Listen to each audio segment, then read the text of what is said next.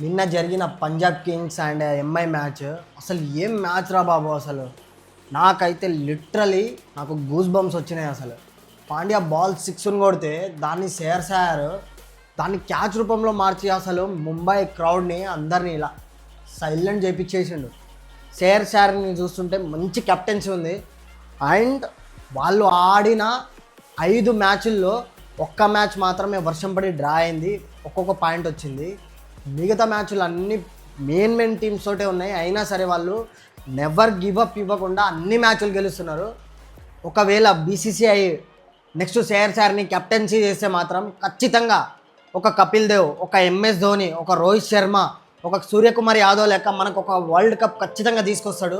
ODI అయినా సరే, T20 world cup అయినా సరే. ఎందుకంటే ఇప్పుడు చూసిన కెప్టెన్సీలో అన్బీటబుల్ కెప్టెన్సీ అంటే సేర్ది మాత్రమే. 5 మ్యాచ్ల్లో 4 మ్యాచ్లు గెలిపించిండు. నాకైతే మైండ్ బ్లోయింగ్ అనిపిస్తుంది సేర్ ఆట తీరు చూస్తే కూడా.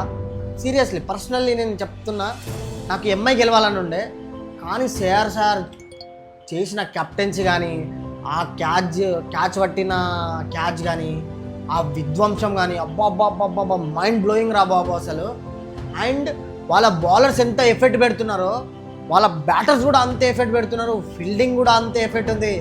అసలు నాకైతే నెక్స్ట్ మన ఇండియాకి మంచి కెప్టెన్ అవుతాడు అనే కాన్ఫిడెంట్ అయితే ఉంది నాకైతే సేర్ని చూస్తుంటే. ఖచ్చితంగా బీసీసీఐ ఒకవేళ ఒక నిర్ణయం తీసుకుంటే ఖచ్చితంగా సేర్ని కెప్టెన్ ఇస్తే చాలా బాగుంటుంది. అది నా ఒపీనియన్. మీ ఒపీనియన్ ఏంటో ఒక్కసారి కామెంట్ బాక్స్లో కామెంట్ చేయండి. అండ్ సేర్ ఫ్యాన్స్ అందరూ సేర్ అని కామెంట్ చేయండి.